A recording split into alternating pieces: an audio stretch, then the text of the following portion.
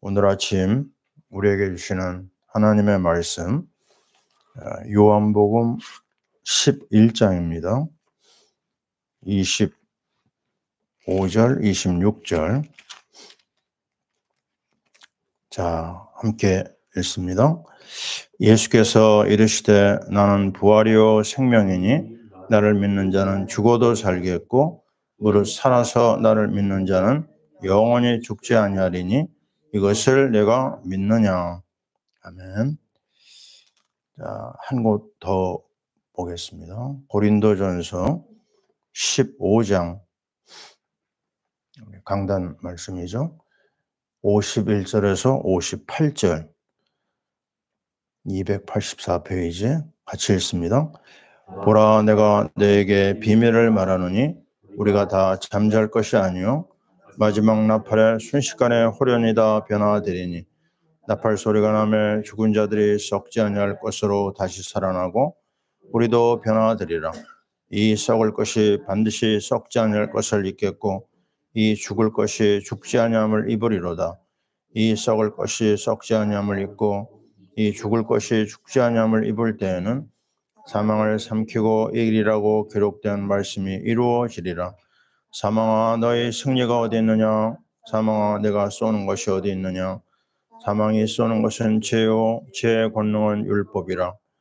우리 주 예수 그리스도로 말미암아 우리에게 승리를 주시는 하나님께 감사하노니, 그러므로 내 사랑하는 형제들아, 견실하며 흔들리지 말고 항상 주의 일에 더욱 힘쓰는 자들이 되라. 이는 너희 수고가 주 안에서 헛되지 않은 줄 암이라. 아멘. 자, 오늘 아침에 성도의 부활신앙, 이런 제목으로 우리가 말씀을 인도받겠습니다. 자, 사람들에게 있어서 제일 큰 두려움이 뭘까? 그건 죽음입니다. 죽음 때문에 사람들이 죽기 싫어서 거짓말하고, 죽기 싫어서 범죄하고, 죽기 싫어서 악한 일에 또 참여하는 걸 보게 되거든요. 근데 성경에 나와 있는 우리 제자들도 똑같았습니다. 제자들이 그 보험소에서 이렇게 보면은 우리하고 별 차이가 없어요. 서로 싸우고 자리 다툼하고, 또 심지어 베드로 같은 경우는요, 예수님을 죽는 데까지 쫓아가겠다고 그랬거든요. 근데 막상 예수님이 잡혀가니까 부인을 하는데 3번이나 부인합니다. 그 계집아이 앞에서도 부인하고, 나중에 3번째는요, 저주하며 부인했다, 이런 말도 나오거든요. 아주 너무 이상하죠. 그렇게 주님의 사랑을 많이 잊고 주님을 위해서 결단한 사람인데 그 죽음 앞에서 완전히 무너지는 그 베드로를 보게 됩니다. 이거는 베드로뿐이겠습니까? 모든 사람이 그래요. 우리가 엠마오 제자 얘기 많이 하잖아요. 그 제자들도 왜 예루살렘에서 도망가죠? 죽기 싫어서입니다. 죽음의 공포가 밀려오니까 그 사명을 버리고 자기 고향으로 가고 있는 거거든요. 그러면 그 제자들 한 사람 한 사람을 다 놓고 볼 때 다 마찬가지입니다. 무섭고 또 그 상황을 피하고 싶어 가지고, 사실 예수님이 십자가 지시는 현장에 다 가야 되거든요. 그죠? 마지막 시간인데 다른 때는 안 그래도 우리 장례식은 찾아가잖아요. 그죠? 죽음의 그 현장인데 다 도망갔어요. 참 이게 얼마나 슬픈 이야기입니까? 3년 동안 모든 걸 다 사랑과 정성과 생명까지 드리면서 제자들을 품었는데요. 그 제자들이 다 도망갔다니까요. 어떻게 보면 예수님 실패한 겁니다. 근데 유일한 한 사람은 있었어요. 누구죠?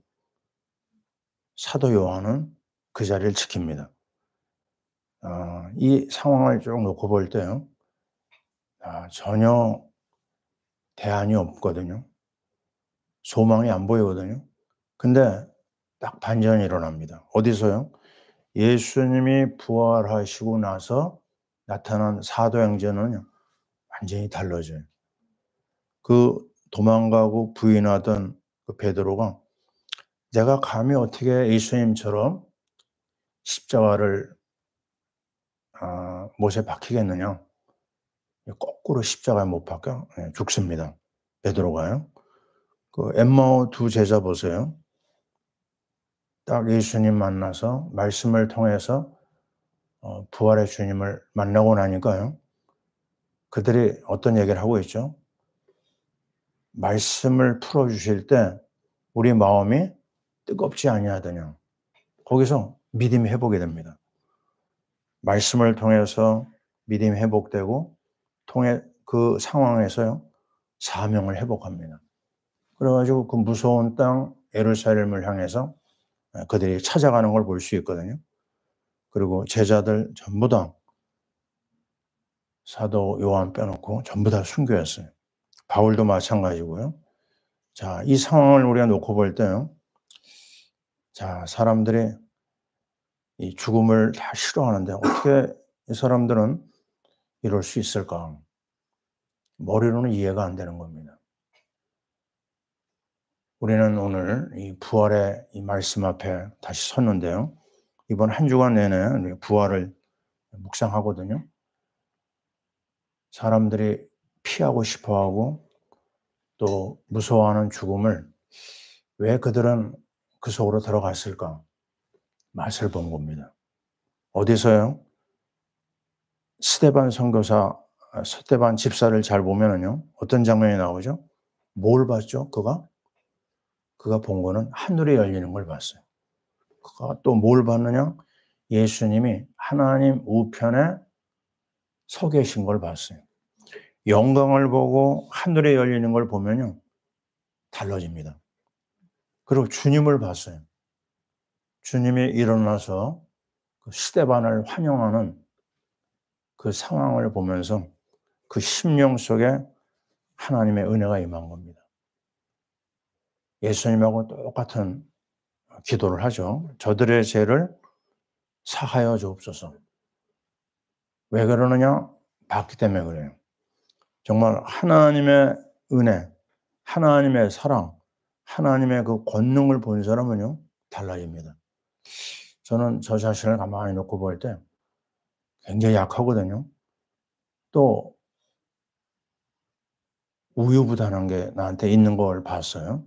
굉장히 이기적인 것도 있고 좋은 성격이 별로 아닙니다. 근데 예수님의 그 사랑을 한번 딱 맛을 봤는데 내가 나를 보고 놀라는 거예요. 어떤 내 마음에 딱 결단이 생기니까요. 끝까지 주님을 따라가게 되고 주님을 위해서 내 삶을 드려야 되겠다.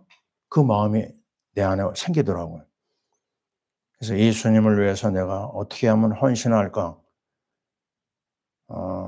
선교사를 위한 어떤 선교 헌금을 모으는데 드릴 돈이 없는 거예요. 그때 내 마음에 뭐가 생겼냐면 내가 주님을 위해서 내 모든 것을 드린다고 했는데 한번 피를 뽑아보자.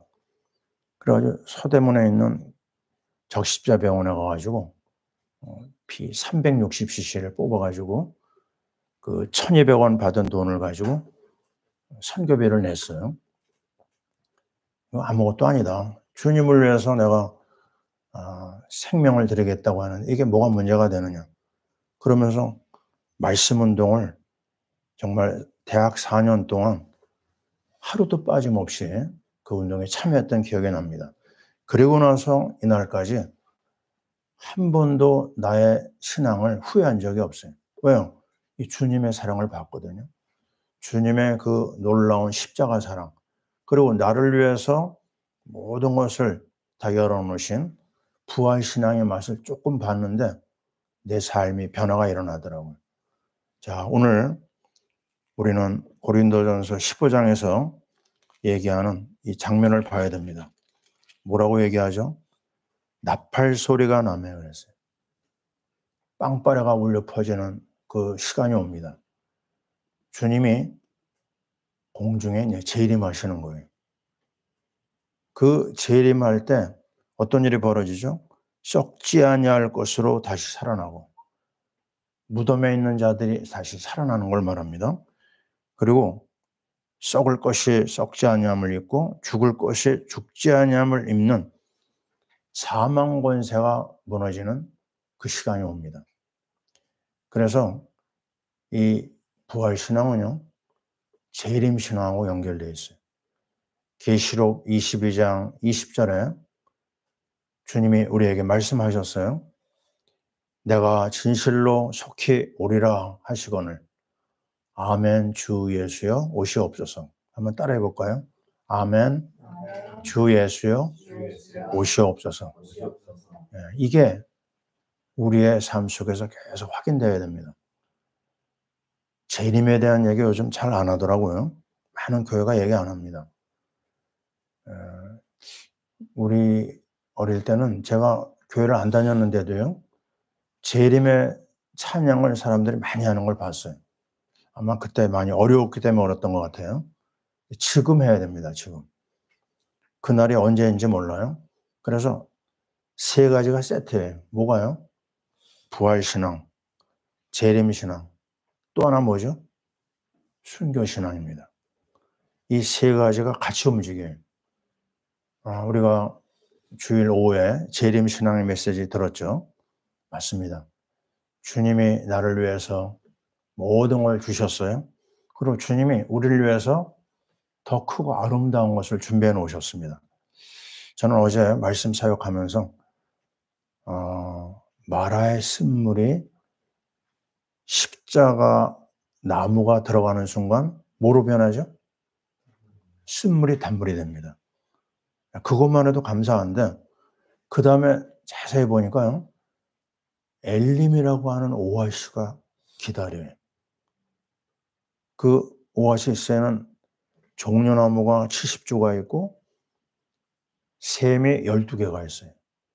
자, 7과 12는 뭐라고요? 완전수입니다.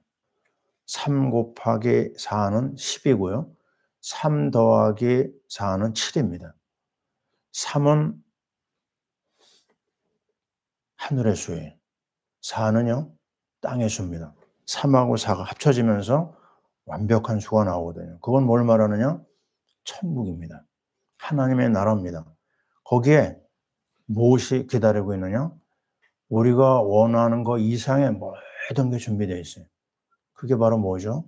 부활의 주님을 만나는 순간 가장 귀중한 생명도 내놓을 수가 있는 거예요. 왜 28살밖에 안 된 29살이죠. 우리 토마스 선교사님이 자기 생명을 내놓을 수가 있었을까요? 피를 쏟으면서 던진 그 복음서가 우리나라를 복음화시키는데 가장 중요한 기초를 만들었어요. 주님이 나를 사랑하시고 주님이 나를 위해 주신 가장 아름다운 부활의 비밀을 가졌기 때문에 그렇습니다. 여러분이 폴리갑이라고 하는 초대교회 감독을 아마 얘기를 들어본 적이 있어요. 이 사람의 출신이 안디옥입니다. 참 의미가 있어요. 안디옥 출신이에요. 이 사람은 이스라엘 사람이 아닙니다. 이방인입니다. 근데 안디옥에서 안디옥 교회가 세웠잖아요. 그 안디옥 교회의 영적 영향력이 사람들에게 퍼져나간 거예요. 그러면서 이 폴리갑이 서머나 교회 감독이 됩니다. 아주 유명한 교회죠. 서머나 교회가. 소아시아 7개 교회 중에 한 교회거든요. 근데 그가 그 로마 시대 핍박 속에서 굉장한 유혹을 받아요. 이런 얘기를 합니다. 붙잡혀가지고 당신이 그냥 예수 모른다고 말만 해라. 그러면 당신을 풀어주겠다. 그때 이분이 이런 말을 했습니다. 나는 어릴 때부터 86세에 이르는 이 시간까지 예수님을 섬겼다.